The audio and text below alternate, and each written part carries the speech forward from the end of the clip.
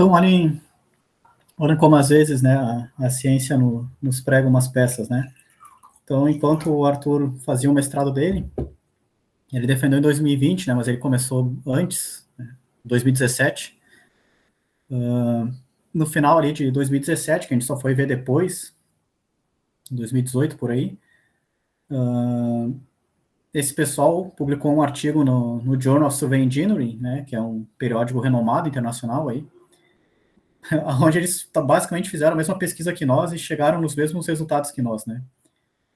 E aí, com isso, a dissertação do Arthur perdeu, né, um potencial aí para um periódico internacional, né?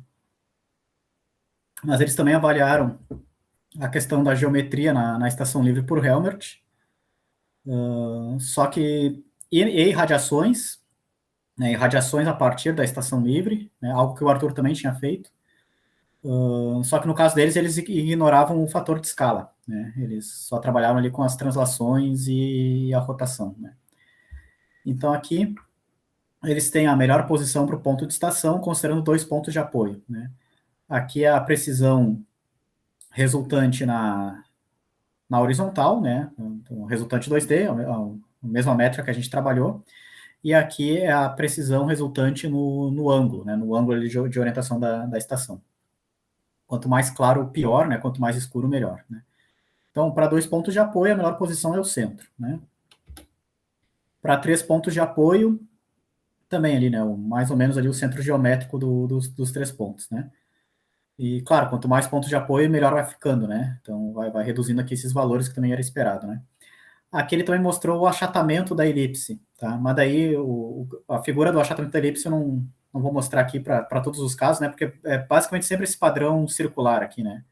Radial saindo do centro, né? Então, quanto mais próximo do centro, melhor. Quanto mais afastado do centro, pior. Mais achatada fica a elipse.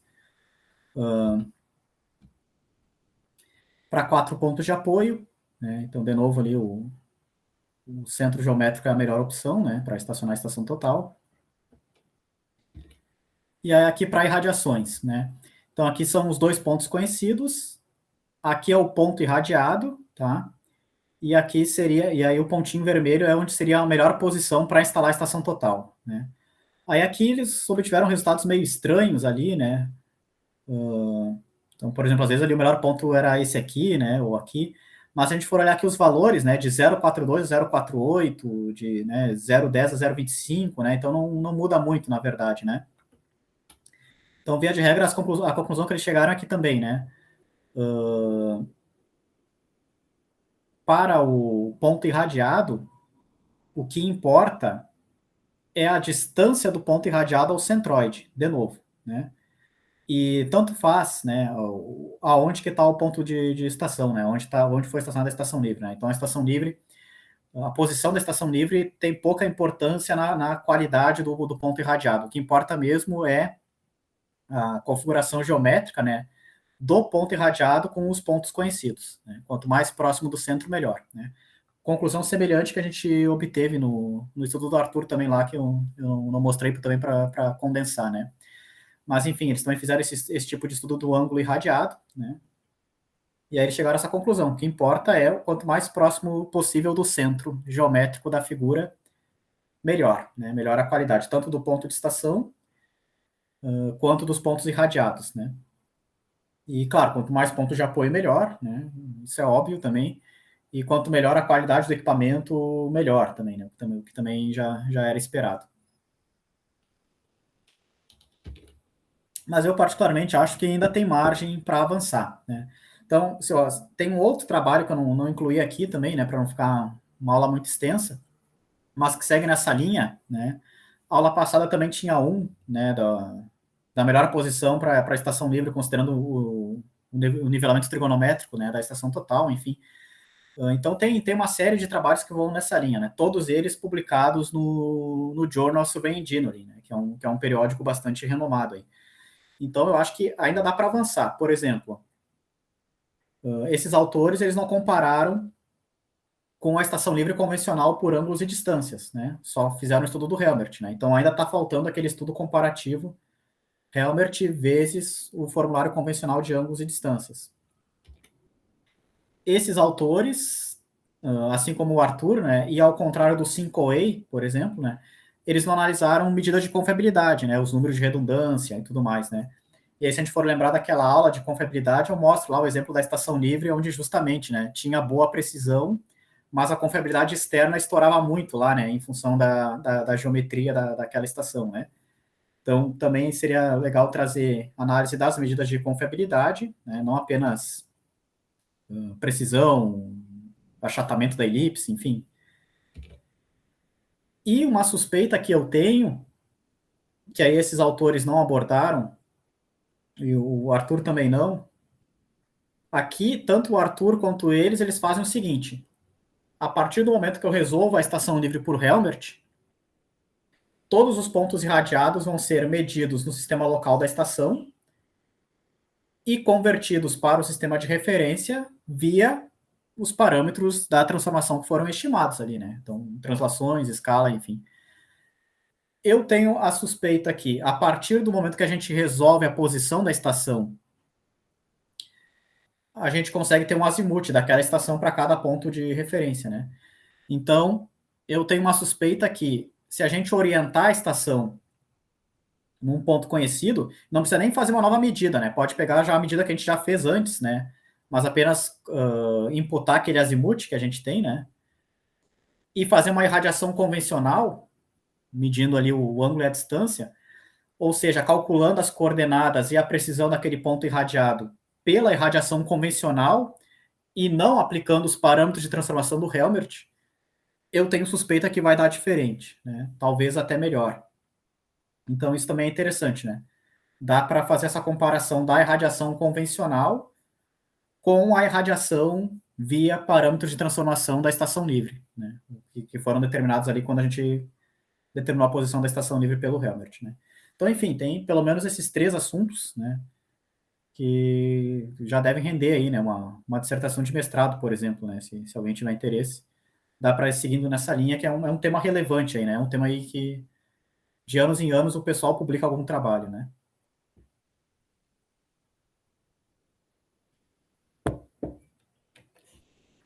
Bom, a gente viu então a questão da geometria, tá? Da matriz A e tudo mais, né? A influência ali da geometria.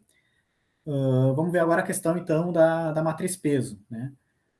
Primeiro, vamos ver a questão das distâncias, depois a gente vai ver a questão dos ângulos, né? Então, aqui é o formulário para precisão de distância, né? Da distância horizontal, em função ali da precisão da distância inclinada e da precisão do ângulo zenital da medida, né? Aí a distância inclinada depende do erro de centragem da estação, do erro de centragem do refletor, mais a precisão nominal do equipamento, né? O ângulo zenital depende ali da precisão nominal angular e da precisão do compensador, né? Aqui é análogo à aula anterior do nivelamento trigonométrico, né? Só que aqui a gente está analisando a distância horizontal, né? E não o desnível ou distância vertical, como na aula anterior. Mas, enfim, então, dependem dessas variáveis, né? Basicamente. Então, precisão angular, né? Precisão linear do equipamento, o número de medidas que a gente está fazendo, né? Precisão do compensador, erro de centragem na estação, no refletor, o valor da distância medida, o valor do ângulo zenital medido. Uma questão que é importante a gente ter em mente é a seguinte: essa precisão linear, ela é referente a uma medida apenas, tá? Só que a precisão angular que o fabricante fornece, ela é relativa a uma série de leituras, PDPI, direta e inversa. Não é a precisão que a gente tem fazendo uma única leitura, tá? Se a gente quer ter a precisão para uma única leitura, a gente tem que multiplicar esse resultado por raiz de 2, né? Lá pelo teorema do limite central, né? Essa precisão nominal por raiz de 2. Então, seguindo aí o padrão dessa ISO, né, que especifica aí essas precisões, né. Então, é interessante, né, eles têm um padrão para o linear e outro padrão para o angular, né, acaba fazendo confusão. A precisão nominal linear é para uma medida, a precisão nominal angular é para duas medidas, né. Não estão ali não são relativas ao mesmo número de medições. A precisão da distância inclinada, tá, via de regra, ela vai afetar pouco aqui, tá, pessoal? Por quê? O valor da distância inclinada, né, vai acabar afetando pouco. Por quê? Porque, em geral, é 2 ppm, né? Então, é 1 milímetro a cada 500 metros, né? Então, isso acaba afetando pouco. O erro de centragem é fixo, né, na estação e no refletor. Então, via de regra, a precisão da distância vai depender dessa parte constante, né, 2 milímetros, mais os erros de centragem que a gente está cometendo ali na estação e no refletor, né. O ppm, ele, 2 milímetros por quilômetro, né, ele vai ter um impacto muito pequeno, né, que é o que o camarada vai multiplicar a distância. Então, via de regra, né, a precisão da distância vai ser meio que fixa, né, ali não vai variar muito pouco, né, tem que ser distâncias muito longas e muito curtas para a gente ter uma diferença significativa ali de precisão entre elas. O ângulo zenital, se a gente for lembrar na aula passada, né, ele tinha uma influência máxima no desnível quando o ângulo zenital era 90 graus, né, e uma influência mínima quando o ângulo zenital era zero, né. Aqui é justamente o contrário, né, porque a gente vai trocar o seno e o cosseno ali na propagação de erros, nas fórmulas, né. Então, olha que interessante. Uma visada de 90 graus, né, próxima ao horizonte, ela vai ter uma incerteza máxima no desnível, mas vai ter uma incerteza mínima na distância horizontal, considerando o ângulo zenital, tá? Considerando o efeito do ângulo zenital. E aí, conforme a gente se afasta do horizonte, a gente iria piorando, né, a precisão o efeito, né, a influência do ângulo zenital na distância horizontal e diminuindo na vertical, né? Então, são relações contrárias aqui, né? Erros de centragem, tá? Aí aqui a gente pode ter várias situações, né? Se a gente considerar uma centragem forçada, né? Por exemplo, um pilar de concreto ali com um dispositivo de centragem forçada para a estação e para o prisma, né? Então a gente vai ter um erro de centragem zero, nulo, né? Para a estação e para o prisma refletor.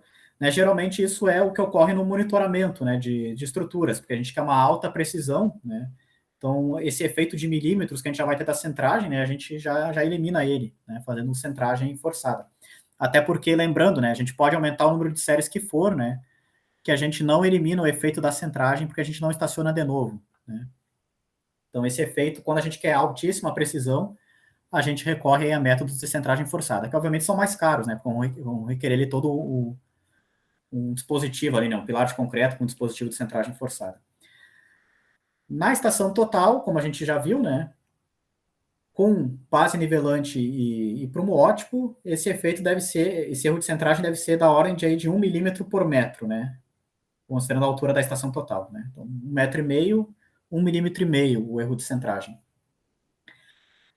Também, quando a gente quer uma maior precisão, né, então a gente pode trocar, né, ao invés de a gente colocar o prisma no bastão, que é o caso convencional, a gente pode colocar o prisma também numa base nivelante, né, com o tripé ali, base nivelante, prumo, enfim. Aí, nesse caso, a gente teria ali o mesmo erro de centragem, né. Inclusive, tem um método, né, de levantamento de poligonais, que é o chamado método dos 3 tripés, né, que seria nesse sentido, né, a gente vai trocando, a gente deixa a base nivelante, tira a estação e coloca o prisma, né? Vai alternando entre a estação e o prisma. A estação total tem uma chaveta ali, né? A gente pode girar ela e destacar apenas a estação, né? E manter a base nivelante. E aí, com isso, a gente mantém a centragem ali, né? Entre os pontos, né? Então, nesse caso, o prisma teria ali também, né? Um erro de centragem pequeno, né? Semelhante ao da estação total com base nivelante e prumo, né? 1 milímetro por metro, mais ou menos. O usual vai ser o prisma num bastão, né? Aí, nesse caso, a gente vai trocar a base nivelante com prumo óptico pela precisão da bolha circular, né? E aí, nesse nosso erro de centragem, a gente vai saltar, né? Da ordem de 1 milímetro por metro para 2,3 milímetros por metro, tá? Que é a precisão que a gente vai ter aqui na bolha circular, né? Então, para 1,5 m de altura, né? Então, seria um erro de centragem da ordem de 3,5 milímetros, né? Então, bem maior que um 1,5 milímetro que a gente obteria com o tripé, né? E a base nivelante. Então, aqui já são considerações interessantes, tá, pessoal? Porque não é apenas a precisão nominal que importa, tá? Como que a gente está fazendo a centragem da estação e como que a gente está fazendo a centragem do prisma também importa, né? E às vezes pode até ser uma fonte de erro maior, né?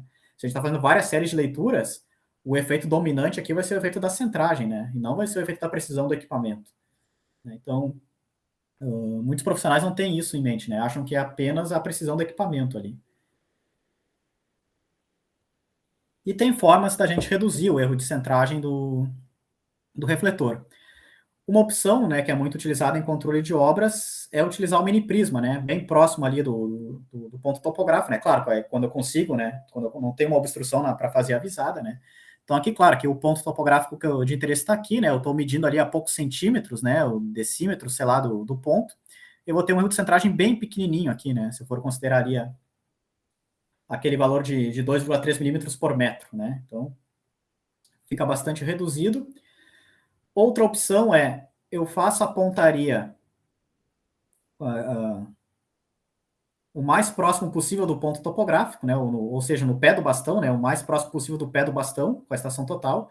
Aí eu travo o ajuste horizontal, né, faço o ajuste fino horizontal aqui. Depois eu só solto destravo a luneta na vertical, né, e vou trazendo ela para cima para mirar no prisma e medir a distância, porque eu não vou conseguir medir a distância aqui embaixo, né. Então eu trago ela para cima para medir a distância. E aí, em função do erro de verticalidade do bastão, quando eu levo trazer para cima, não vai dar certo, não vai dar exatamente no centro do prisma. Só que eu não corrijo, porque o meu ajuste horizontal, justamente, né, ele foi feito lá considerando o mais próximo possível do ponto topográfico, né. Em função do desalinhamento ali do erro de centragem do bastão, quando eu trazer para cima, não vai coincidir com o centro do prisma, não tem problema. Eu só trago ali para fazer a medição da distância, né. Então, eu vou ter essa direção angular, tá? E vou ter essa medição de distância que veio ali quando eu trouxe para o prisma, né? Aí aqui, a rigor, pode ser que eu vá ter um erro de centragem angular diferente de um erro de centragem quando eu for fazer a medição da distância linear, né? Talvez, não sei. Aqui é algo para se pensar, né? Porque depois eu vou trazer para cima, né? Aqui quando for fazer a medição. Então, eu não sei se esse possível deslocamento do prisma pode resultar, enfim, aqui em alguma diferença, né? Ou se realmente é o mesmo erro de centragem aqui e aqui, quando eu mantenho o ajuste horizontal fixo, né? Mas, enfim, é uma forma de eu também reduzir o erro de centragem, pelo menos no efeito angular dele.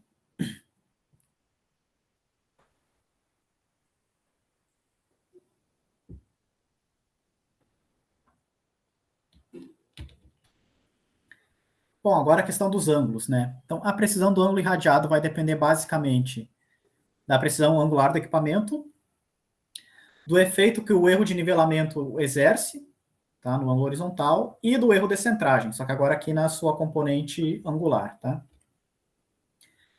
Esse camarada, né, o efeito do erro de nivelamento do instrumento, né, basicamente é a mesma ideia do desvio da vertical lá, né, só que agora aqui considerando aqui não o efeito do desvio da vertical, e sim que o equipamento não está rigorosamente nivelado pela vertical. Né? Então, qual que é o efeito que esse erro de nivelamento do instrumento, que obviamente a gente nunca vai ter um nivelamento perfeito, né, vai causar no ângulo horizontal que eu estou lendo ali. Então, esse camarada depende do compensador da estação total e dos ângulos zenitais, tá? Como o ângulo irradiado, né? Eu vou ter uma leitura ré e a leitura ao ponto visado, né? Então, vai depender do ângulo zenital, que eu vou ter tanto a ré quanto no meu ponto visado. Né? Bom, aqui o que é importante, pessoal? Aqui o importante é que a minha estação total tenha compensador duplo ao invés de compensador simples, tá? Isso que realmente é importante, né? Então, a gente pode ter ali uma estação total com precisão angular de 5 segundos e compensador duplo, e uma estação total com precisão angular de 2 segundos, melhor, porém com compensador simples, né? Dependendo, pode ser que seja melhor usar aquela estação total de pior precisão angular, porém com compensador duplo, do que essa estação total com compensador simples, tá? O que é o compensador simples, né? O compensador simples, ele vai corrigir o ângulo zenital, tá? Então, ele vai compensar nessa direção da visada, né? O efeito do erro de nivelamento do instrumento. O compensador duplo, ele vai compensar, né, nas duas direções, né? Na direção da visada e perpendicular à direção da visada, né? Que seria justamente, ia causar esse efeito no ângulo horizontal, né? Então, aqui, a gente tem um efeito no ângulo zenital, aqui, com o compensador duplo, a gente também corrige o efeito no ângulo horizontal, né? Então, tem fabricantes como a Leica que tem até compensador quádruplo, né? Enfim. Então, essa questão do compensador também é importante, tá? Então, também, muitas vezes o profissional olha apenas para o compensador angular e esquece de verificar essa questão do se tem compensador duplo ou simples, né? Só olha para a precisão angular ali, né? Se ela só tiver compensador simples, aí no ângulo ferrou. Aí no ângulo eu vou ter que trabalhar com a precisão da bolha tubular, que é 30 segundos, né? E aí, só que 30 segundos é para ela estar naquela barrinha, né? Então, a incerteza para ela ficar dentro da tolerância do nivelamento é 0,2, né? Mas, de qualquer forma, é 6 segundos, né? Então, a gente vai trocar a precisão do compensador, que em geral é da ordem de 1 segundo, para a precisão da bolha tubular, que vai ser da ordem de 6 segundos, né? Então, a gente vai amplificar bastante esse efeito, tá? Alguém quer falar alguma coisa? Então, boa tarde a todos. Dando continuidade à nossa disciplina, estamos na aula 6. Hoje a gente vai ter então a análise de robustez de geodésicas e depois a estimação de covariâncias, né, ou variâncias de covariâncias, né, o modelo estocástico pelo PMQ, pelo método dos números quadrados. São dois assuntos diferentes, né, então a gente trata agora, eu faria após o intervalo. Bom, sobre a análise de robustez, né, então o que é a análise de robustez? Né? É um método aí que nos permite investigar... Eu acho que a Kalina está com o áudio aberto, escutando outro áudio. Causado, né, inclusive por erros, possíveis erros não detectados nas observações. Então, a análise de robustez ela vai se utilizar da contabilidade externa, né, que a gente viu passado. Então, lembrando que a sim, externa, eu vou... ela vai nos dar os possíveis diferenças, né, de coordenadas, né, uma possível tendência, uma possível variância em cada coordenada, em cada posição de cada ponto, causado por um erro não detectado, né, naquela observação. Então, a gente aplica um teste estatístico e aquele teste aponte, né, que não há erro grosseiro, né, naquela medição. Então, isso é a contabilidade externa, né, para a observação. Tá, beleza.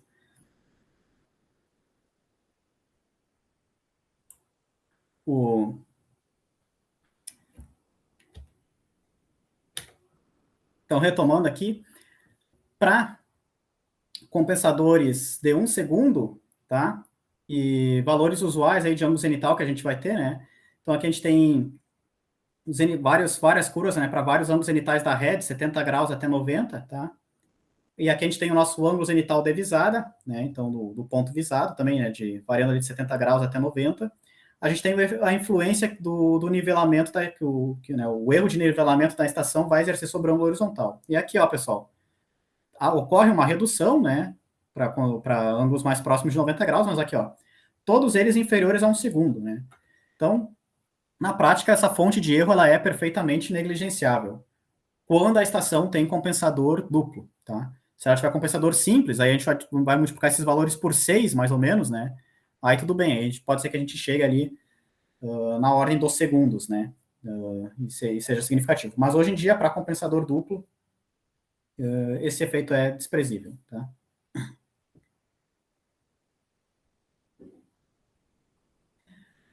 Outra questão que não vai entrar nessa equação, né, que a gente já tinha comentado antes, é a questão da distância da visada, né? Então a gente sabe que quanto mais distante for o nosso alvo, né, melhor é a nossa colimação ali, né? Porque menor fica o alvo na luneta, mais fácil é fazer esse ajuste fino, né, horizontal para definir aquela direção, né? Então aqui, por exemplo, é uma fotografia de uma visada lá do nosso campus ao heliponto, que é uma visada de 500 metros, né? E aí aqui o prisma fica praticamente do tamanho do retículo que a gente tem ali, né? Então aqui a gente praticamente não tem erro de colimação, né? E isso não entra aqui, né? Então a gente não pondera, né, esse tipo de questão. Quanto mais próximo, quanto mais distante a visada, qual é o efeito que ela vai exercer na precisão angular, né, do meu ângulo.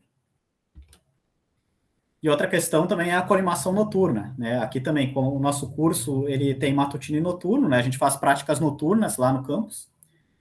Tem, por exemplo, onde eu estudei na URGS, né? Não tinha aula de topografia à noite, né? Era um curso de engenharia cartográfica noturno, mas não tinha aula de topografia à noite, né? Só tinha no sábado de manhã. Mas é possível fazer, né? É possível fazer medições à noite. Só que, claro, que fica um pouco mais complicado mesmo, né? Então, tem um exemplo, né, de colimação noturna. Então, tem que iluminar o prisma ali com alguma lanterna, algo assim. A gente vai ter um borrão ali, né? A gente não vai conseguir atingir a mesma qualidade que a gente teria com uma visada com condições normais, né, de iluminação. E aí também, né? Isso aqui, se o levantamento é feito à noite, não vai aparecer aqui, né? Então, esse efeito, né, da colimação noturna também não entra nesse formulário convencional.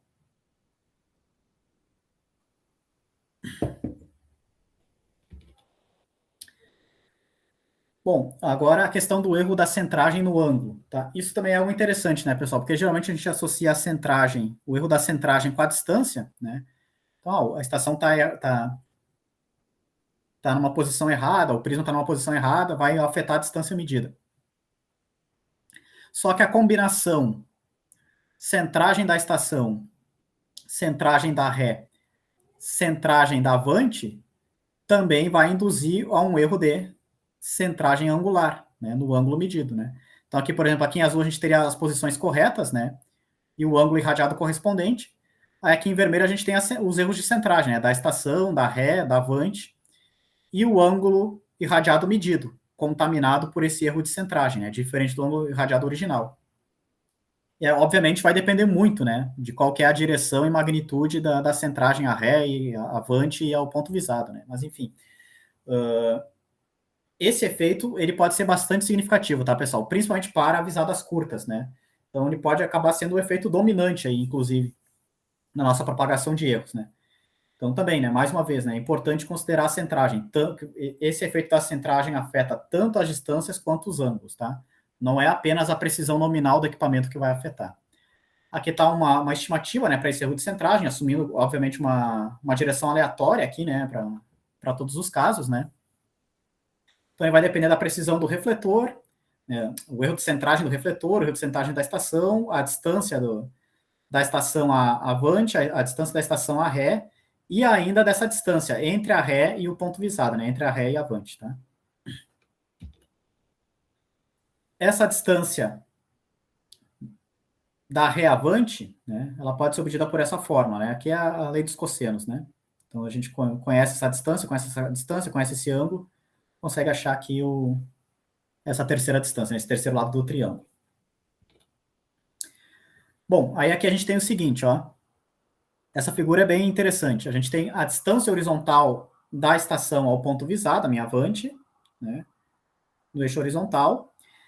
E aqui no eixo vertical a gente tem o erro angular de centragem, tá? O erro angular de centragem cometido em segundos de arco. Variando a minha distância horizontal a ré, tá?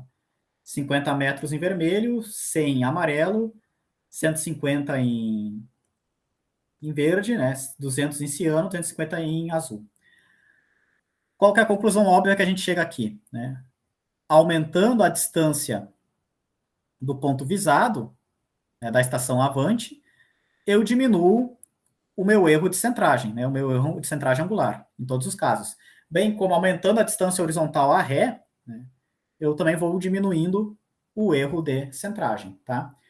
Isso era o esperado, tá? Em segundos de arco, né? Isso era o esperado, né, pessoal? Ó, aqui é extremamente exagerado para vocês conseguirem visualizar, né? Na prática, a gente nunca vai ter um erro de centragem tão alta assim, né? Ele tem uma magnitude de milímetros, enquanto as distâncias têm magnitude de dezenas, centenas de metros, né? Mas, ó, vamos exagerar, ó. Esse seria o alinhamento correto, e aqui o nosso erro de centragem, né? O que vai acontecer, ó?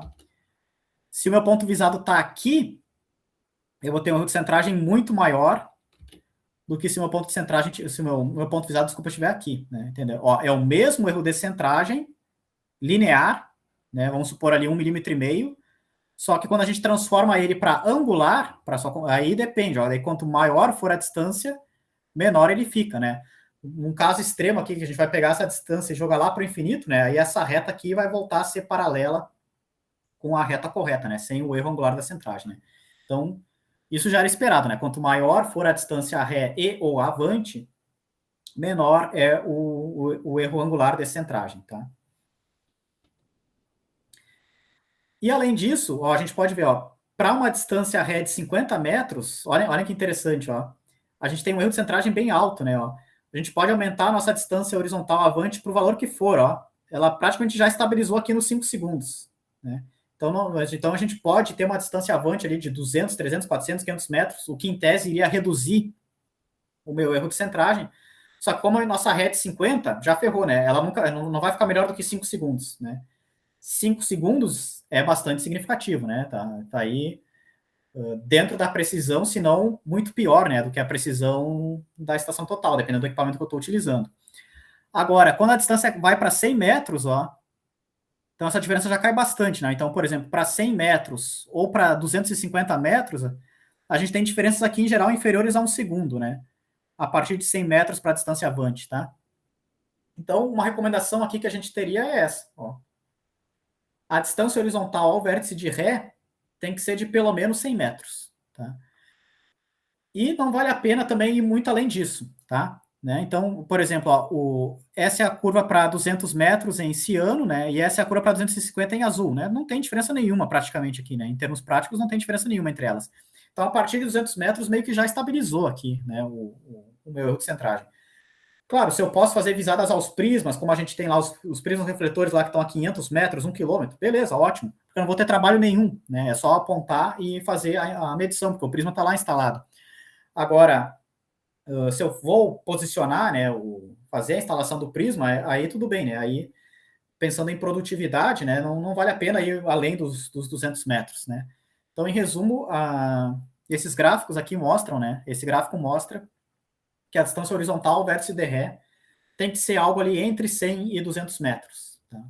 Pensando no erro angular de centragem resultante, bem como, claro, ali na logística, produtividade, enfim, do levantamento.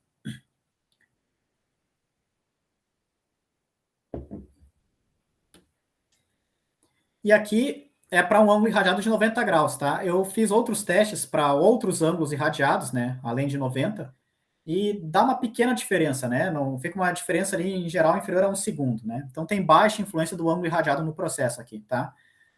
Mas via de regra, né? Quanto menor o ângulo horizontal irradiado, menor é o erro de centragem angular resultante. Mas isso aí a gente está falando ali de algo abaixo do segundo, né? Então, perfeitamente negligenciável na prática também.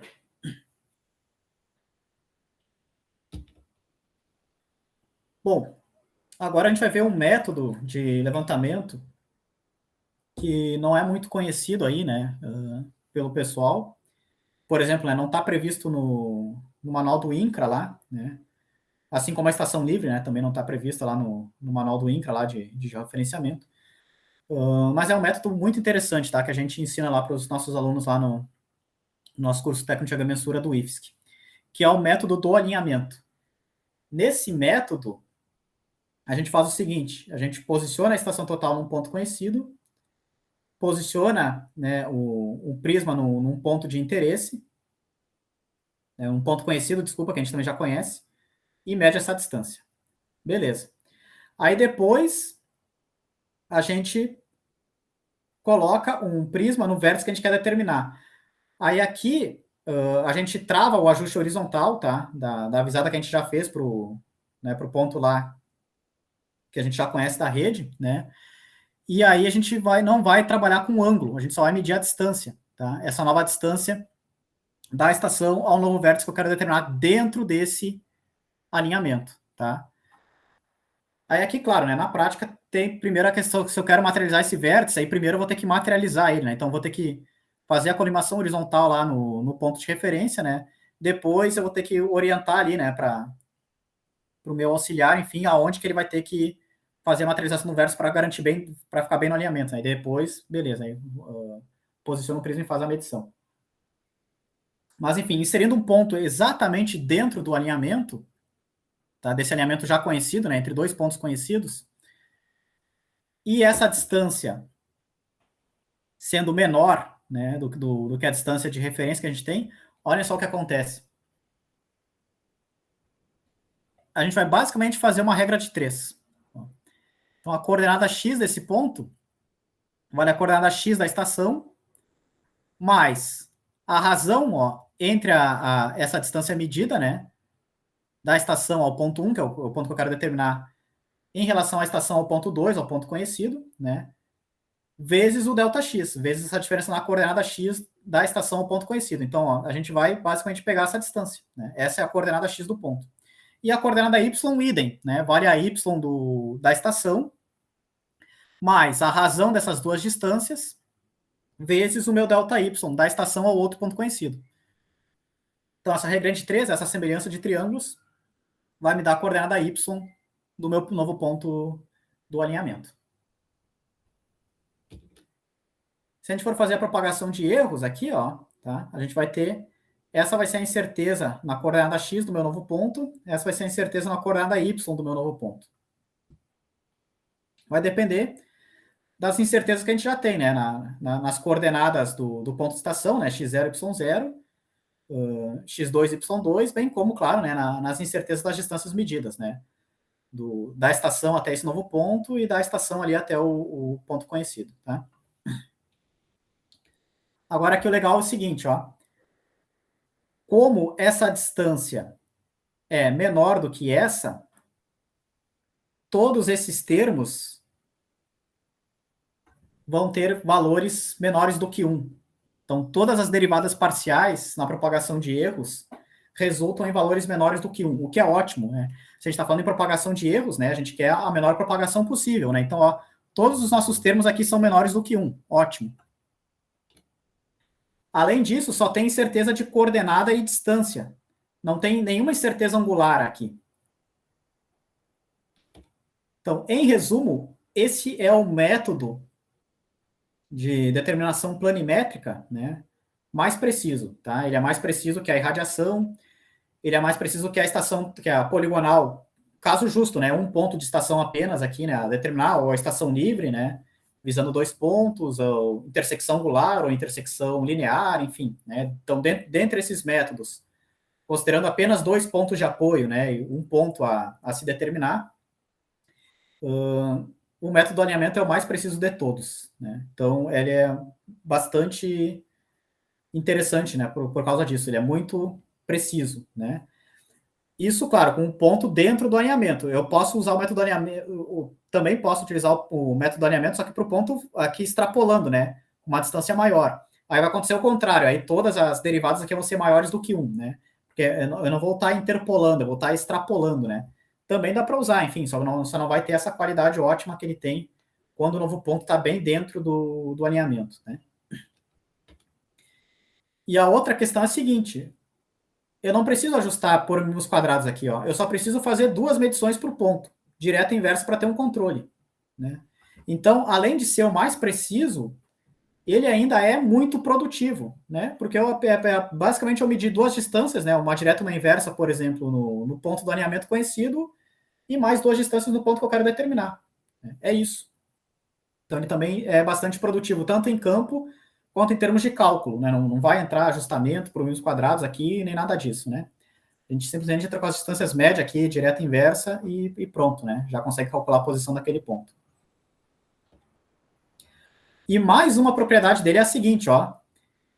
Erros sistemáticos multiplicativos, ou seja, né, que dependem da distância, vão ser cancelados quando a gente divide uma distância pela outra, ó. Essa é a ideia, né? A gente está dividindo uma distância pela outra. Então, tudo que é erro sistemático multiplicativo em comum entre elas, ou seja, né, refração atmosférica, o KR da projeção, né, e até mesmo ali o desvio da vertical, como a gente viu, para o mesmo ângulo zenital da visada, né, se a gente conseguisse ter o mesmo ângulo zenital da visada. Então, todos esses erros são multiplicativos, né, são em ppm, partes por milhão. Todos eles vão acabar sendo cancelados nessa divisão de distâncias, né. Então, ainda tem essa outra propriedade. Constante do prisma, não, né. Erros constantes é diferente, né. Então, constante do prisma, centragem, enfim, que é um erro constante, né, não importa o valor da distância, aí tudo bem, aí essas fontes de erro permanecem. Mas os erros sistemáticos multiplicativos ainda acabam sendo cancelados nessa divisão de distâncias do alinhamento. A única restrição que a gente tem para usar o método é a visibilidade, né? Então, esse novo ponto tem que ser determinado em um alinhamento já existente, né? Então, aqui, por exemplo, né, 3 pontos conhecidos, pré-existentes, por questões de obstruções, né? A gente só tem intervisibilidade entre esses 2 pontos, então a gente só poderia materializar um ponto nesse alinhamento, né? A gente não poderia materializar nesse ou nesse alinhamento, né? Então, poderia materializar aqui, por exemplo. Daqui, a gente conseguiria seguir com a densificação da rede, né? Porque daí agora aqui a gente teria um ponto que é intervisível a esses 2, né? E assim por diante. Poderia fazer um novo método do alinhamento para instalar um ponto nesse local e assim por diante, né? Então, ele pode ser utilizado tanto em levantamento de detalhes, aí, enfim, mas ele também pode ser utilizado na densificação de redes, né? Inclusive, a gente propõe, né, esse método na nova versão da 1466 para redes de referência cadastrais municipais. Então, enfim, é um método aí bem preciso, né, bem prático, né, bem produtivo, de determinação planimétrica, que infelizmente no Brasil não é muito conhecido, né, divulgado.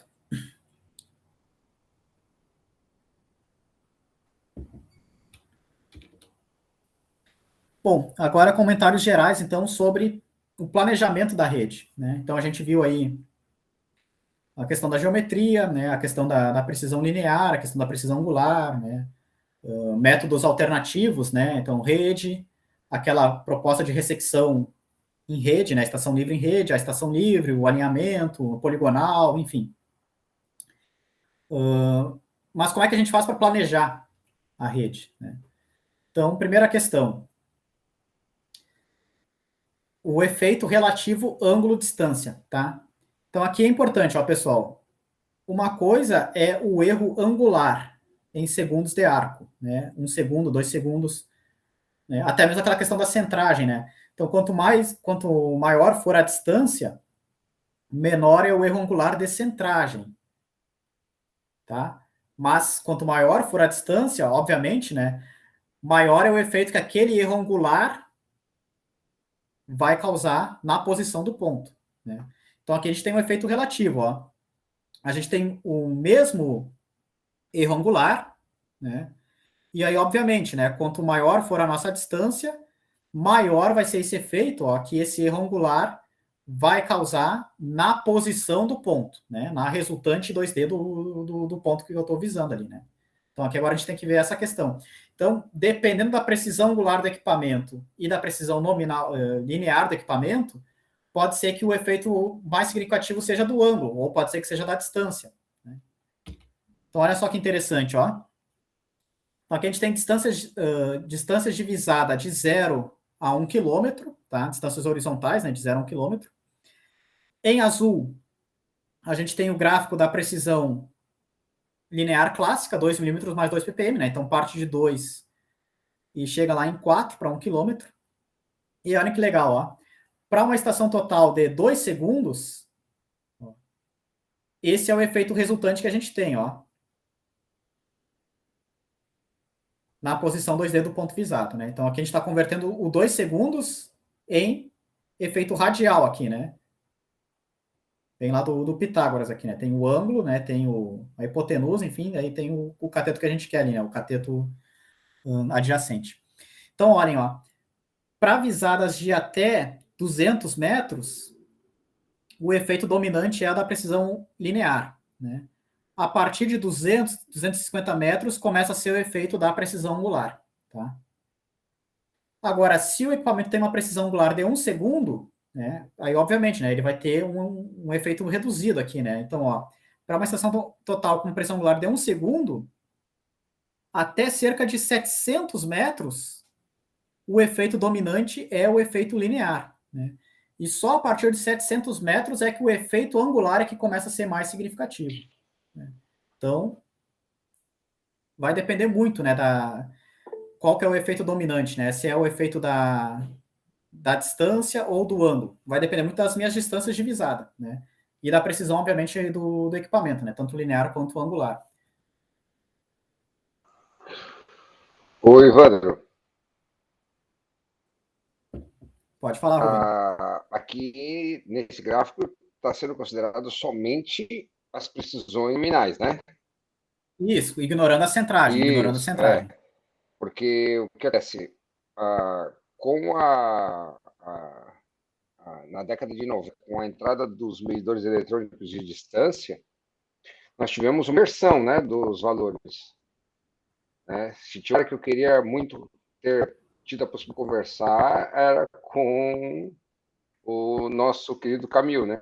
Para justamente discutir isso, porque até na década de 90, o tratamento e ajustamentos tinham como calcanhar de Aquiles aí, era o problema linear. Com a entrada dos medidores eletrônicos de distância, o problema linear foi, entre aspas, resolvido e o ângulo começa a ter um peso muito alto, né? Mas é claro, se a gente, como aqui, né, se nós temos um erro de centragem no refletor, na ocupação, nós também vamos ter um acréscimo, uma piora linear, mas ela simplesmente vai fazer essa reta subir, né? Vai ter um deslocamento aí no eixo Y. Mas o angular, ele explode, né? Ah, sim, sim. Entendeu? Essa reta até de 1 segundo, mesmo que... Por isso que não faz sentido você usar uma estação tão absurdamente precisa num tripé assim, com um bastão simples, porque não faz muito sentido, né? Você está usando uma Ferrari para andar numa estrada ruim. Você não vai... os problemas angulares, em virtude dos erros de centragem que você mostrou ainda há pouco, vão explodir esse erro de posicionamento, né? Porque o efeito no erro angular vai também acontecer. Sim, ótima observação a tua, Rovani. De fato, né, ó, o erro linear, o erro de centragem na componente linear, ele vai dar um shift aqui, né? Vai ser um efeito constante ali, mas não vai mudar a inclinação da reta, né? Já na componente angular, realmente, né? Justamente, ó, inclusive é o que já ocorre aqui, né? Mesmo a de 1 segundo, ela já tem um gradiente maior aqui, né? Uma taxa de inclinação maior que a linear, né? Então, quanto maior for a distância, maior vai ser o efeito. Então, aqui eu estou ignorando a centragem. Se eu for considerar a centragem, vai ficar ainda mais vertical aqui o efeito, né? Excelente observação. Então, de fato, né? Aqui, então, a gente tem a centragem não pode ser desprezada, né? E aqui, no caso, tem que se evitar distâncias muito longas mesmo com a centragem convencional, né? Do bastão e tudo mais, né? E aí, você enxergar num gráfico como esse, as coisas começam a ficar complexas, porque aí depende da distância reta, depende da distância avante, né? Aí tu mostrou ali ainda há pouco, né? Esse gráfico aí tem que se replicar em várias, uma situação mais crítica, mais favorável, mas de qualquer forma vai piorar, né? Sim, sim. Bom, agora que eu vi também, né? Lembrando, pelo menos os nossos prismas são centragem forçada lá, né? Então, não é um prisma lá, 1,5 m, 1,60 m de altura, né? O ponto de referência dele é justamente a base da rosca nivelante, né? A base da rosca ali, né? É centímetros, né? Porque, de fato, né? Poderia ser bem mais significativo.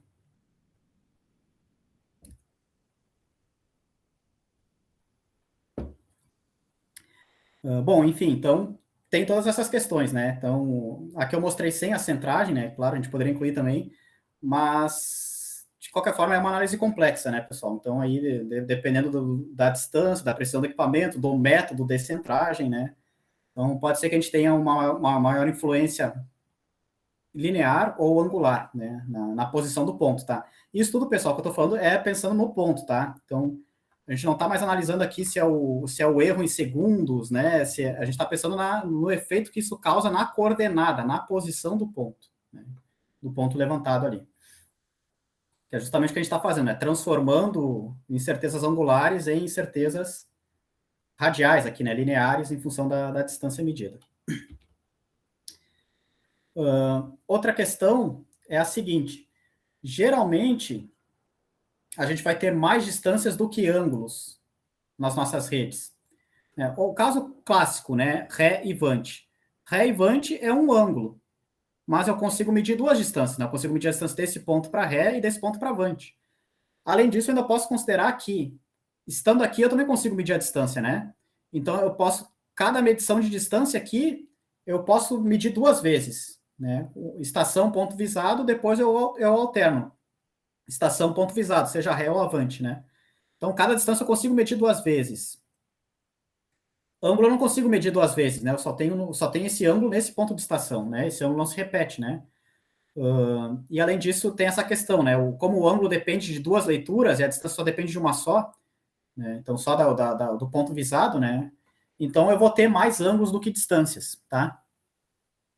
O que isso acaba acontecendo, né?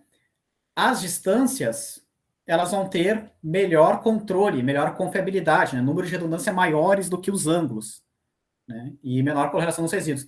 Então, os ângulos, eles vão ter ali uma confiabilidade, né, menor, né? Vai ser mais difícil de eu encontrar erros nesses ângulos. Aí, olhem só que legal, olhem uma possibilidade interessante.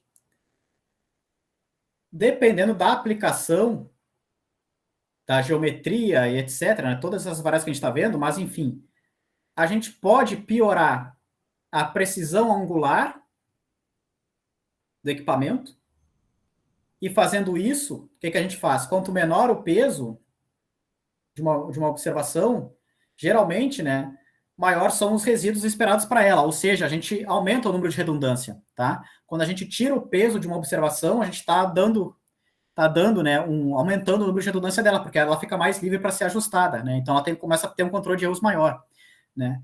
Então, dependendo da situação, a gente poderia piorar a precisão angular do equipamento e, com isso, melhorar a confiabilidade da rede, aumentar os números de redundância dos ângulos, que vai ser o caso crítico, desde que, obviamente, né, isso não comprometa as elipses de erros e os valores de confiabilidade externa. Então, se eu tenho uma geometria que tenha uma qualidade suficiente para isso, né, eu não quero trabalhar com altíssima precisão, sei lá, né, então, de repente, ali eu posso ter umas elipses de erros mais achatadas, eu posso chegar no centímetro, enfim. Então, dependendo da aplicação e da rede, né, piorar a precisão do equipamento pode acabar melhorando a rede, né? Porque com isso eu consigo resolver esse problema do ângulo, né? Que é a baixa redundância do ângulo, né? O baixo controle do ângulo em relação às distâncias, né? Porque a rede horizontal ela tem essa característica. Eu estou trabalhando com ângulo e distância, né? É diferente do nivelamento, que é só desnível, é diferente do GNSS, que é só vetor, né? Então eles brigam entre si, né? Então tem essa questão aqui também que a gente também pode considerar, tá? E também o aumento de leituras PDPI, né? Então, no nivelamento, se a gente troca o equipamento para o equipamento mais preciso, repete o número de medições, enfim, isso não vai alterar a ordem relativa das grandezas, né? Porque a gente vai estar melhorando todo mundo ou piorando todo mundo por um mesmo escalar. Na rede horizontal, não, né? Por quê? Porque o erro de centragem, ele independe do número de leituras PDPI, tanto no efeito do ângulo quanto no efeito da distância. Então, aqui pode ser que, aumentando o número de leituras, eu altere os pesos relativos das distâncias e dos ângulos, porque eu tenho esses termos invariantes, que são os erros de centragem, né? Então, aqui é interessante. Aqui também pode ser que aumentar o número de medições, né, traga um efeito, né? Eu consiga melhorar a confiabilidade ali das minhas observações mais problemáticas. Enfim, tem que ver, né? Vai depender de uma série de fatores, né? Mas eu consigo alterar a hierarquia das observações, né? Aumentando o número de leituras, o que não ocorre no nivelamento ou numa rede GNSS, enfim. Para um último comentário, né? Vai ser o nosso próximo slide. Aí, claro, aí isso já é um pouco mais complexo, né? Mas, enfim, é uma possibilidade. Vejam que interessante, ó. Eu já tenho a geometria da rede, eu já tenho os pontos que eu quero. Eu já tenho a minha campanha de campo definida, né? Quais são os pontos que são intervisíveis, né? Quais são os ângulos e as distâncias que eu vou medir. Eu já tenho o meu equipamento, tá? Então, em resumo, o meu custo é fixo, tá? O custo para eu executar aquela rede não vai mudar, é aquele ali.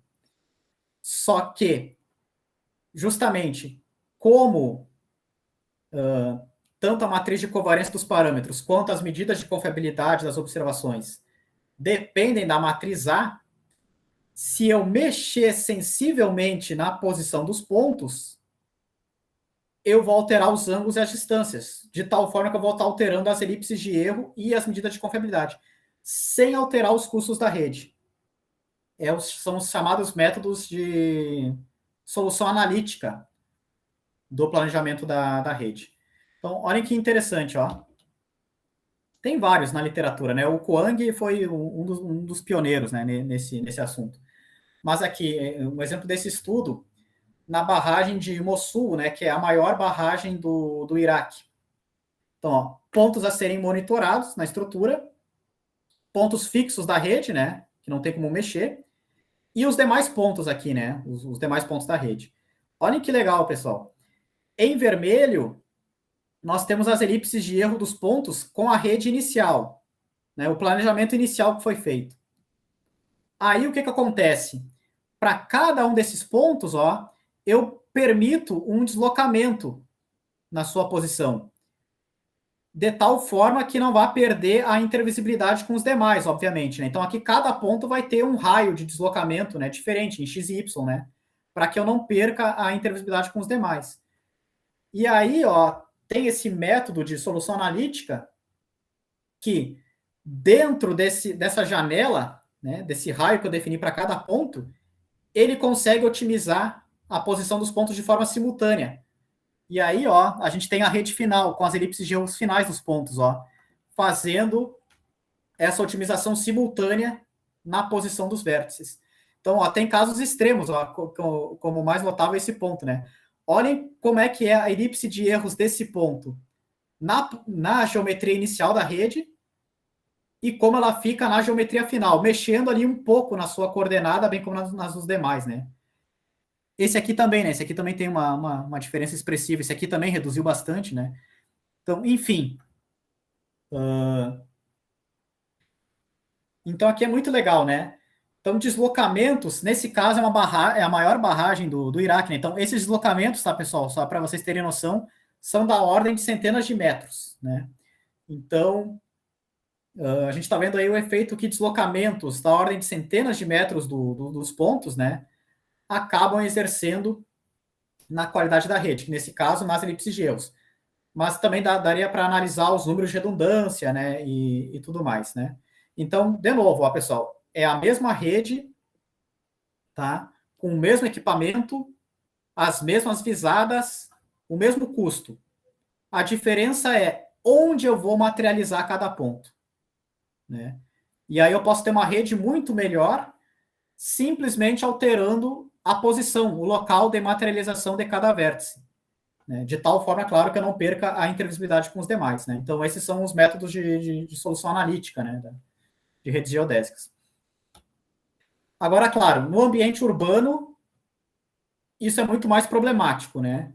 Porque basta uma alteração de decímetros para eu perder a intervisibilidade ou a segurança, né? Então, se eu vou 1 metro, eu vou parar no meio da rua. Vai ter uma placa de trânsito na frente, vai ter uma árvore, vai ter um prédio, vai ter uma garagem onde toda hora fica entrando e saindo carro, vai ter uma parada de ônibus, toda hora vai parar ônibus, né? Vai ter um muro, enfim. Né? Então, no ambiente urbano, isso é muito mais restrito, né? Claro, funciona bem aí no monitoramento de uma barragem, um campo aberto, né? Que a gente tem essa possibilidade, né? Mas, de qualquer forma, é interessante isso, né? Então, até mesmo o local da materialização do ponto, contanto que não perca a visibilidade, né? Afeta a qualidade final daquela rede.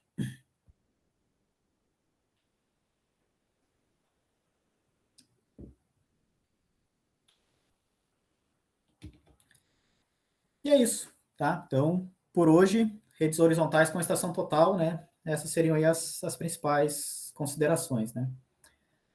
Então, próxima aula a gente vai ver a questão das redes tridimensionais por GNSS, né? Então, pelo GNSS. Daí, de novo, né?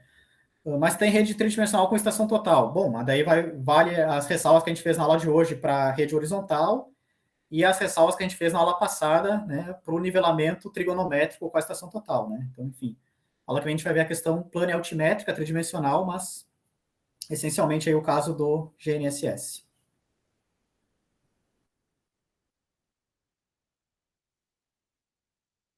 Deixa eu encerrar a gravação.